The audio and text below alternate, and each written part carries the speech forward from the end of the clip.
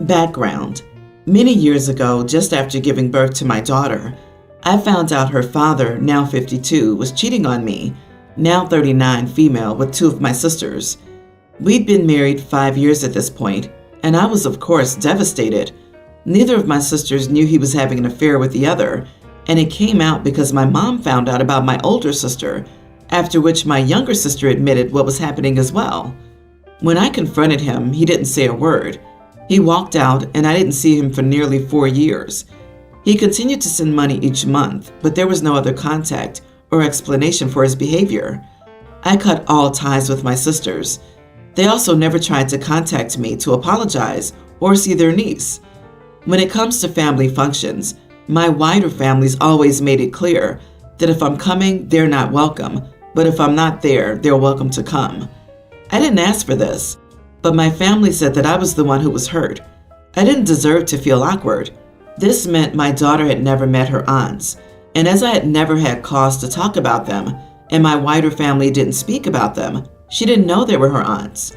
When my daughter was a toddler, he sent a letter explaining that he had spent the last 2 years in therapy dealing with various mental and addiction issues. While it was no excuse for his behavior, he wanted to try and make amends. I was skeptical, but didn't want my daughter to never know her father, so we slowly started having more contact. My daughter's a teen now, and her father and I have a civil relationship. He supported her financially and emotionally as a father should, and he's always been respectful of my boundaries. I'll never forgive him for what he did. However, I do believe my daughter's better off for having him in her life. About a week ago, my older sister added my daughter on Facebook, and they got chatting. My sister told her she was her aunt and wanted to start mending old wounds. My daughter asked what she meant, but my sister refused to say. It wasn't her place, and told her to come talk to me. I was furious. I called my sister and screamed at her for upsetting my daughter and not coming to me directly. I thought it was manipulative and another example of why I didn't want her in my life. I then had to sit down with my daughter and explain what had happened. She was devastated and said she doesn't want any contact with her father. I told her I didn't want that.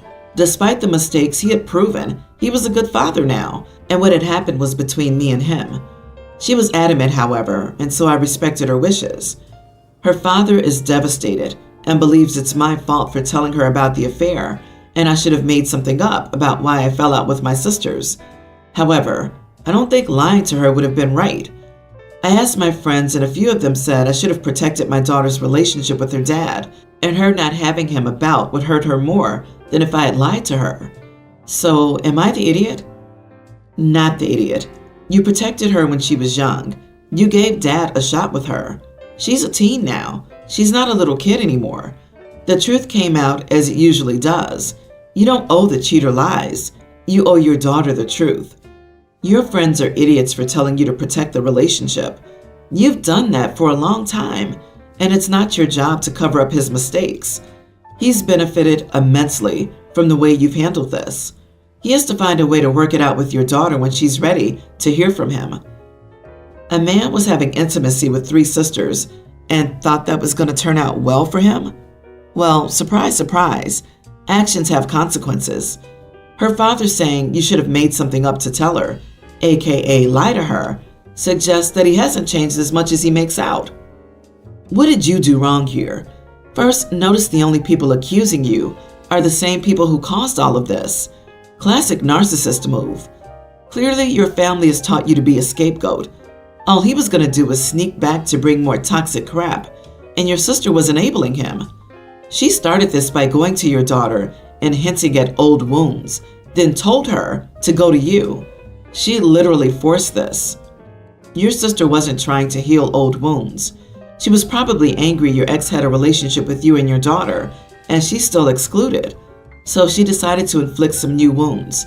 She's still crappy to this day. If you never talk to these people again, your life will probably be better. Update. Am I the idiot for telling my daughter the real reason her father and I split up? Thank you so much, everyone, for your responses. I appreciate you all taking the time. It's so good to hear that the majority of you agree with what I did. It's so good to have a sanity check as I didn't feel like lying to her was the way to go, but I was so worried about doing the wrong thing.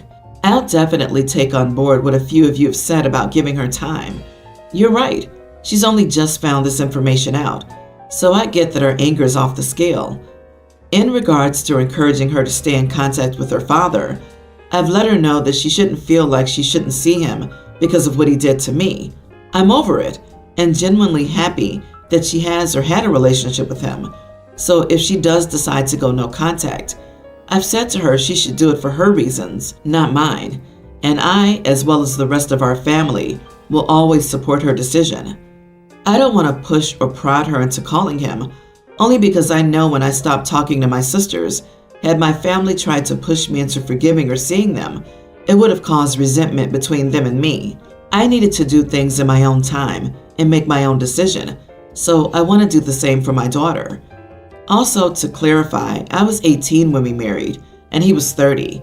We met through a part-time job I had at the time at the pub on weekends. He, my ex, looked younger than he was. I looked older. I thought he was about 20. Looking back as an adult, I wouldn't say there was ever intentional manipulation on his part. What I mean by that is, I don't think he went out of his way to find a young girlfriend because he could manipulate me. But I accept that I was still very young and infatuated. He was very immature and didn't see an issue with the age difference when he clearly should have. We dated for 2 years before marriage, and when I introduced him to my parents, they said they did like him as a person at the time, but did also see red flags and knew that I was strong-willed, as they put it. They knew if they brought up the age difference and openly disapproved of the relationship, I would have pushed back. And they wanted to make sure we still had a good relationship, so that if they did start to notice signs of manipulation, etc., they were close by, could help, and also so I knew I could always come to them. My younger sister is adopted, so is only 3 months younger than me. We were all adults when they started hooking up. Of course, if my daughter brought home someone in their 30s, I'd be horrified, but she's exactly the same as I was at her age, and I hope I'd have the presence and calmness of mind that my parents did, so that I could make sure she always knew she had somewhere to turn if she ever needed it.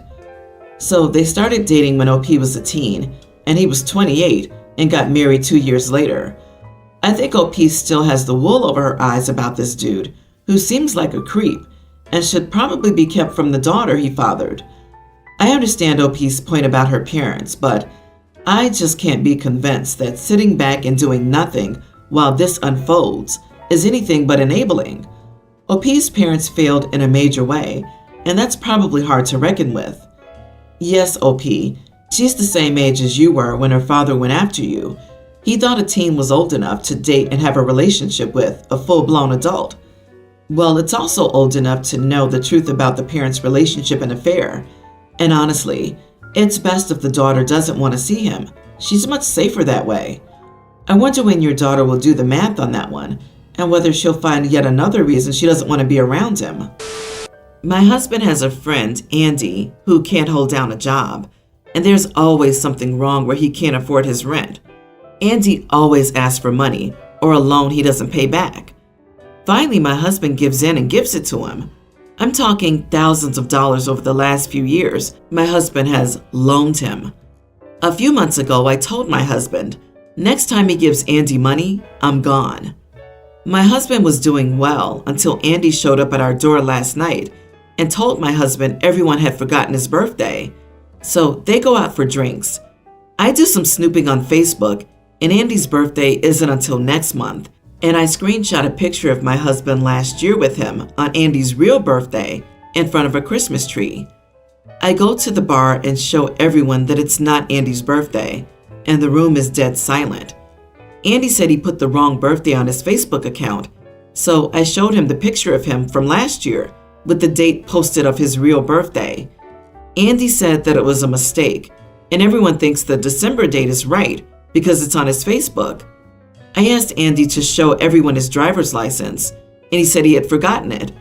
I asked the bartender if Andy could legally drink without proof of age, and the bartender said no. Andy refused to show his license and left. My husband said I was being a witch for no reason, but I reminded him that it's the first day of the month, And Andy always comes around looking for extra money. We argued about Andy once again. My husband stayed with a friend and I'm packing up my things because he acts like I'm the idiot for coming to the bar and saying publicly what I said. Just curious, is your husband building an art room? Not the idiot. File for divorce and let your husband and Andy live happily ever after. You deserve better. For real, your husband can adopt Andy if he wants to support him so badly financially. Andy's embarrassed for being called out because he got away with so much for so long. Your husband is embarrassed because that's his friend. OP, stand your ground. Money troubles await if your husband doesn't see the significance of giving out money to people without a second thought, who clearly won't pay a cent back. How good are any of these friends if none of them know Andy's birthday? I know some of my neighbors' birthdays. Andy's a leech. Your husband has on rose-colored glasses, and those type of people deserve to be called out, even if it makes them uncomfortable. But honestly, screw that. He's cost you thousands of dollars. That's a whole vacation or a root canal, just because he takes advantage of others. I don't care if I cause the scene myself. This dude is actively swindling your husband and draining your finances. I don't care if they're his finances or not. You're married. If one person is struggling financially or making dumb decisions, then all the finances suffer together, not just his. And if they're shared, heck no. Then he's actively lying to everyone about his birthday to mooch free drinks and money. My question is, why are they mad at you when you exposed them to everyone? They're getting scammed by someone they obviously care about. Who cares if it caused a scene at that point? Who cares if that man gets embarrassed? Embarrassment should be the least he gets from stealing thousands of dollars from a friend. You didn't go overboard. Your husband wants to choose his leech of a friend over you by all means. Leave him. I, 43 female, am currently searching for a nanny for my children. My son is a kindergartner and my daughter's a tween. We found one young lady yesterday that seemed like a great fit. We interviewed her in our home, explained our careers. I'm a lawyer and my husband is a trainer, and explained everything to her. She seemed happy with everything, was kind to us, and had no issues there. The problem came when I spoke to her about the dress code I expected. I noticed she had on leggings with a sweater today, which I guess was okay since she wasn't working, but I would have expected a little more for an interview. However, I told her I expected that she would not wear athletic clothes while she tends to the children, i.e. no leggings, yoga pants, sweats, etc. She kinda laughed and said, "So who do you want me to wear?" And my husband laughed, but I was serious. I told her that type of clothing is inappropriate since she's not working out. She's working. She seemed put off and said that's what she normally wears, and if she's going to be active with the kids, she needs to be dressed comfortably. I told her the expectations, and she said she understood and left. Later on, she told me she didn't think this would work out. Was I wrong for setting expectations? I don't think it's okay to walk around in tight clothing with my son and husband present. Plus, she should be dressed like she's working. She's a professional. A teacher wouldn't dress that way. My husband said I'm overreacting. Am I the idiot? I don't think walking around in tight clothing with my son and husband present is okay. Tell us you're a misogynist without telling us you're a misogynist. You are the idiot, OP. As this woman said, if she's going to be active with the kids, then she should dress comfortably. What exactly do you want a nanny to do? Sit around and do nothing but look at the kids? She's a nanny, not a fashion model. She needs to be comfortable looking after the children, playing with them, etc. I think leggings and a jumper are better for that. Your example of her teacher is silly. She's not a teacher. She's a nanny. Also, she's quite insecure about her husband. Especially strange to me, considering her husband is a trainer. What clothes do you think he's looking at literally all day in his professional setting? OP, you realize your husband still can try to cheat, even if she's wearing a potato sack, right? I guess husband and son aren't allowed in public either. It would be too inappropriate to expose them to all the women wearing leggings and crop tops in stores. The horror. OP, I'm terrified of how you'll treat your daughter. You're clearly ingraining the horrific attitude into her head that women are to blame for the lusting of men. Honestly, I would have noped out of that job just for that if I were her. For context, both of my parents are Mexican, and although they both speak English very well, my dad sounds a bit like Gloria from Modern Family.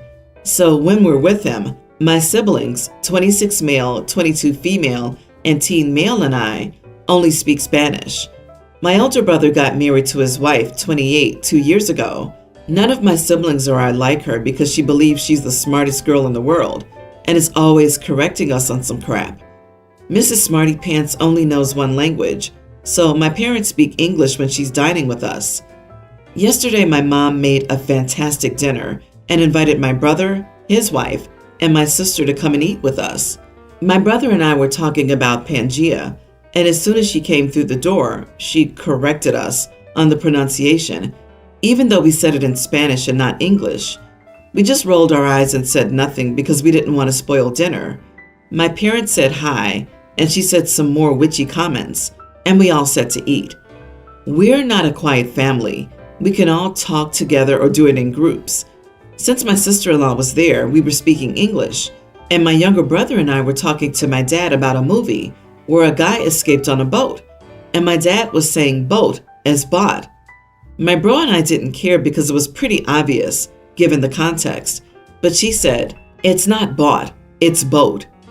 My innocent dad tried to say boat, but again, he did it with the bought sound. And she said, "No, boat, not bought, boat." And my dad was obviously embarrassed. He tried it again, but she just sighed and said, "Boat, it's..." But I cut her off and said, "You're being a witch. He can't say it. So what?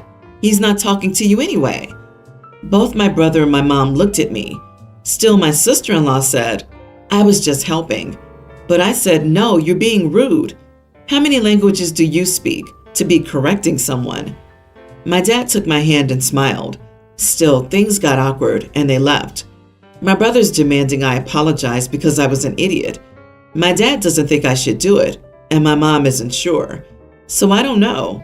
Am I the idiot? Not the idiot.